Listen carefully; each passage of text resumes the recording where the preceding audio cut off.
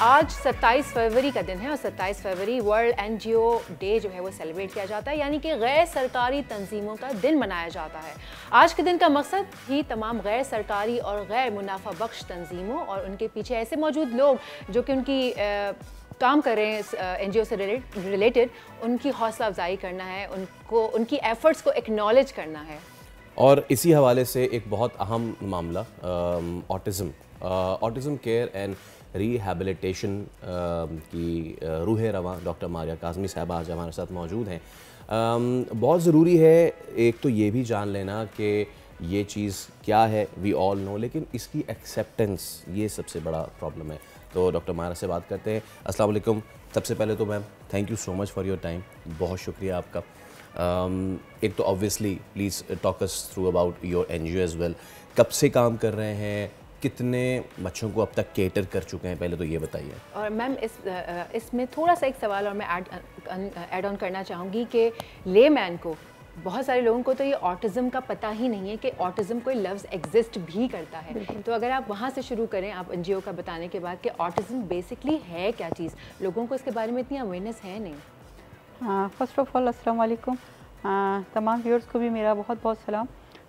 Important चीज़ है कि एक्रो क्या है। Autism care and rehabilitation organization है, 2014 से काम कर रही है, रजिस्टर्ड ऑर्गेनाइजेशन है, गवर्नमेंट प्राइवेट पार्टनरशिप के साथ काम कर रहे हैं और इंक्लूजन पे ज़्यादा वर्कआउट होता है। अब वर्ड इंक्लूजन का बहुत सारे लोग शायद नहीं समझ पाएँ। क्या कोई भी इस पर हम ऑटिज़म से हट के अगर हम जनरलाइज डिसेबिलिटी की बात कर लें या person with the special needs की बात कर लें, तो इंक्लूजन का मतलब है क्या वो नॉर्मल लोगों के साथ किसी तरह की ज़िंदगी गुजार सकते हैं या उनको ये राइट है, और अगर हमने उनको एक साइड पे किया हुआ है तो क्यों किया है, चाहे वो जॉब हो, स्कूल हो, एजुकेशन हो, व्हाटएवर एनीथिंग। तो सेकंड क्वेश्चन आपका ये था कि ऑटिज़म क्या है। बेसिकली ऑटिज़म जो एक मतलब सभी कहते हैं, मैं भी इसको एक्सप्लेन इसी तरह करूँगी, न्यूरोलॉजिकल डिसऑर्डर है, लुकिंग लाइक अ नॉर्मल, और ये स्टार्टिंग हो जाता है 8 मंथ 6 मंथ से स्टार्टेड है। क्योंकि डिफ़िकल्ट होता है किसी पेरेंट के लिए एक्सेप्टेंस करना कि something wrong with my child is difficult. तो वो जो नॉर्मल चीज़ें नज़र आ रही थी, सपोज़ जब माँ बच्चे से प्ले कर रही है अंडर द 6 मंथ्स और वो इससे बात करना चाहती है, तो वो जो एक्सप्रेसिव लैंग्वेज में रिस्पॉन्ड आता है बच्चे का, वो नहीं आ रहा होता। तो ये वो पॉइंट होता है जिस पे माँ इग्नोर कर देती है, नहीं शायद अभी मुझे अभी छोटा है और मुझे देखता नहीं है, चलो कोई बात नहीं, अभी तो छोटा है। और जब वो डिमांड कर रहा है तो क्या डिमांड एक्यूरेटली है?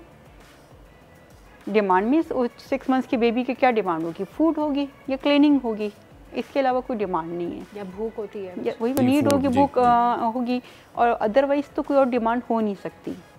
या कैरी करने की डिमांड होगी कि मुझे गोद में उठाया जाए, मुझे घूमा जाए, इसके अलावा नहीं। अगर वो इन 3 चीज़ों को भी अपनी एज के हिसाब से अप्रोप्रिएटली एक्सप्रेस नहीं कर पा रहा, जो कि उस चाइल्डहुड की रिक्वायरमेंट है, तो वहाँ सोचना चाहिए पहले स्टेज पे। दूसरा, मैं एक सबसे पहले इम्पॉर्टेंट बात ये कहना चाहूँगी तमाम ऑडियंस को कि देखिए, अगर आप किसी बीमारी को फैलाते हैं या लॉन्ग लास्टिंग करते हैं तो उसका ट्रीटेबल होना भी एक मुश्किल तरीन काम हो जाता है। लेकिन अगर आप इनिशियल ऑटिज़म ही को अगर हम देखें, इनिशियल स्टेज पे डायग्नोस्ड हो जाएगा, तो उसको ट्रीट करना, अगर लोग ये समझते हैं कि अब तो टैग हो गया तो क्या अब ये बिल्कुल सही नहीं हो सकता, तो ये गलत है। अच्छा, इसमें एक चीज़ ये है कि बहुत से जैसे पेरेंट्स समझ जाते हैं, बहुत सारे नहीं समझ पाते हैं, ठीक है। और आप क्या बता पाएंगी, what are the initial signs कि जिससे माँ और बाप आइडेंटिफाई कर सके? एक तो चीज़ है, और दूसरा ये कि वो कौन सी लिमिट है एज की जहाँ पे आप आइडेंटिफाई करके थेरेपीज़ की जानिब ले जाएं, और अगर उससे डिले करें then it's going to be difficult. Important चीज़ है कि अर्ली स्टेजेस होता है हमारा अंडर 5 ईयर्स एज, ओके, ठीक है ना, जिसको अर्ली इंटरवेंशन ट्रेनिंग प्रोग्राम्स कहते हैं हमारे उसमें। अगर माँ 3 months baby, 6 months baby, 8 months baby को आइडेंटिफाई कर पा रही है कि ये रिस्पॉन्ड नहीं देता है, देखता नहीं है, तो प्लीज़ टैगिंग नहीं करने को कह रही। और इंटरनेशनल लॉ के मुताबिक भी हम टैग अंडर 5 को नहीं कर सकते, लेबल नहीं कर सकते।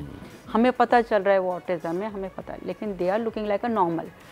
अगर माँ ये रिस्पॉन्ड देख रही है कि बच्चा आई कांटेक्ट नहीं दे रहा है, एक पहला बड़ा कॉमन, माँ बात कर रही है, बच्चा अपनी जी किसी भी गेजिंग फॉर्म में या किसी रिलेट नहीं कर पा रहा, यस वो आई कांटेक्ट नहीं डेवलप हाँ करता। बिल्कुल।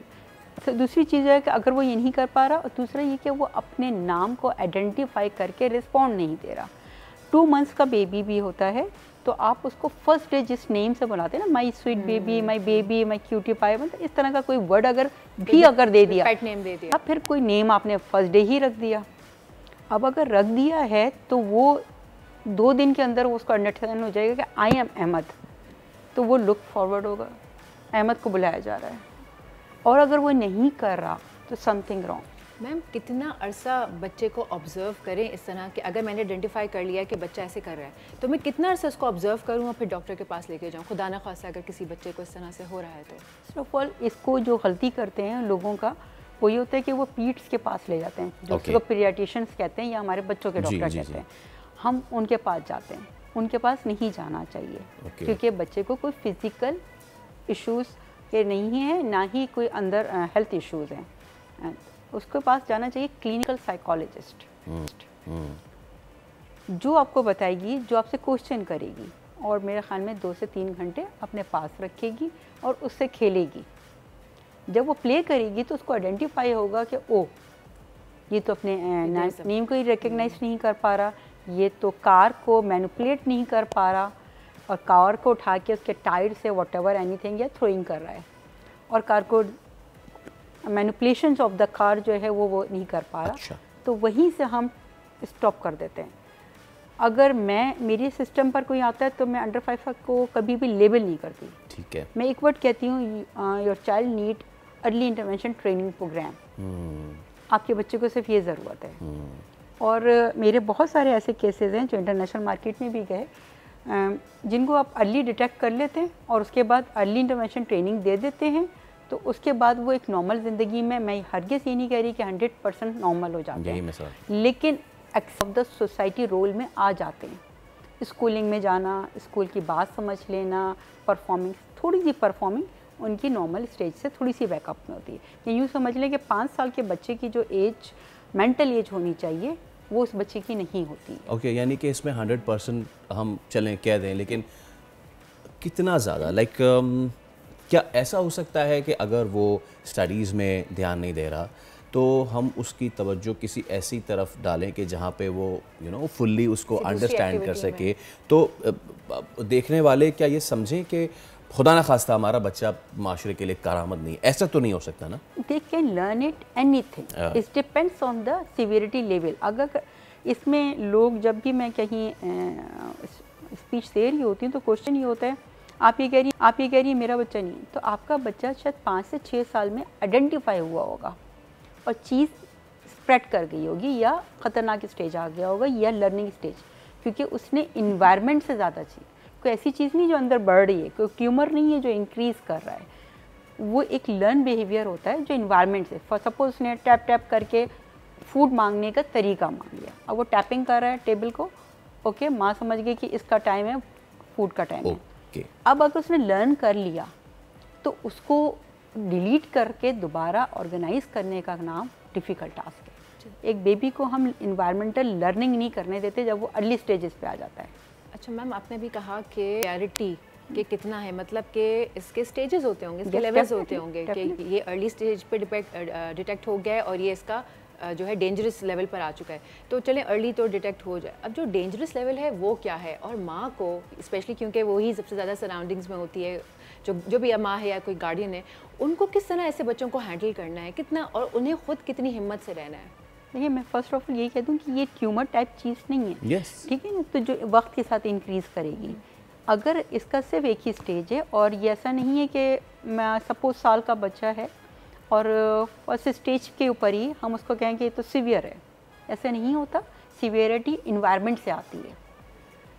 फर्स्ट स्टेज का बच्चा फर्स्ट स्टेज पर ही होगा, यानी कि अगर वो बहुत अर्ली आइडेंटिफिकेशन पर आ जाता है तो 90% चांसेस होते हैं कि वो कोप अप कर जाएगा। अच्छा, लेकिन हम पहले ही उसे डिटेक्ट करके डॉक्टर के पास ले जाएं तो। हाँ, और दूसरी चीज़ ये कि अगर डिटेक्ट ही 6-7 ईयर्स में हो रहा है तो वो जो 6-7 ईयर्स की लर्निंग है ना, उसको डिलीट करना इट्स डिफ़िकल्ट टास्क। लर्निंग देना मुश्किल नहीं होता, उसकी जो हैबिट्स बन चुकी हैं, फॉर एग्जांपल सिटिंग टॉलरेंस नहीं है, आई कांटेक्ट नहीं है ना, कंप्लाइंस नहीं है, बच्चा अपने इन्वायरमेंट में इंटैक्ट हुआ है, उसको ब्रेक करना डिफ़िकल्ट टास्क होता है। अच्छा डॉक्टर मारिया, एक चीज़ आखिर में मैं ज़रूर ये पूछना चाहूँगा कि हमने ये आइडेंटिफाई कर लिया कि ये बच्चा ऑटिज़म है, सारी चीज़ें, दो चीज़ें, एक तो इज़ इट हेरिडिटरी, क्या अगर किसी ख़ानदान में मौरूसी चल रही तो क्या ये हेरिडिटरी है, और दूसरा ये कि पेरेंट्स को जाते जाते ये ज़रूर बताएं कि